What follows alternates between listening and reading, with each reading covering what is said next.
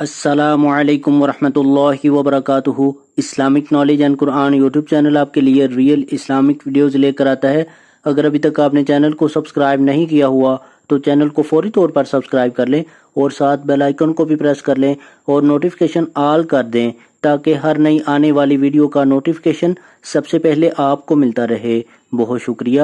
تو چلیے آج کی ویڈیو کا آغاز کرتے ہیں اللہ رب العزت کے بابرکت نام کے ساتھ۔ بسم اللہ الرحمن الرحیم۔ سورۃ الحج۔ سورۃ الحج کی آیات کی تعداد 78 ہے۔ تعارف۔ سورۃ الحج ایک منفرد سورت ہے۔ اس کا کچھ حصہ مدنی ہے اور کچھ مکی۔ اس سورت کا نزول مکہ مکرمہ میں ہجرت سے پہلے ہو چکا تھا اور تکمیل ہجرت کے بعد مدینہ منورہ میں ہوئی۔ اس سورت میں بتایا گیا ہے کہ حج حضرت ابراہیم علیہ السلام کے زمانے میں کس طرح شروع ہوا اور اس کے بنیادی ارکان کیا ہیں۔ اسی وجہ سے اس سورت کا نام سورۃ الحج ہے۔ سورۃ الحج کا خلاصہ قیامت کے احوال، حج و قربانی کا بیان اور جہاد کی اجازت ہے۔ مضامین۔ سورۃ الحج کی ابتدا میں قیامت کے احوال کا بیان ہے۔ قیامت کے دن منافقوں اور کافروں کے برے انجام اور مومنوں کے اچھے انجام کا ذکر ہے۔ پھر حج اور قربانی کے احکام کا بیان ہے۔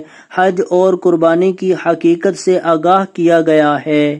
مشرکوں کے خلاف جہاد کی اجازت دی گئی ہے اور شرک سے منع کیا گیا ہے۔ جہاد کی اجازت کو مسلمانوں کے لیے خوشخبری قرار دیا گیا کیونکہ اب انہیں کافروں کے ظلم و ستم کے خلاف طاقت کا استعمال کرنے کو کہہ دیا گیا تھا۔ آنے والے حالات نے ثابت کیا کہ یہ اجازت واقعی ایک بڑی خوشخبری تھی۔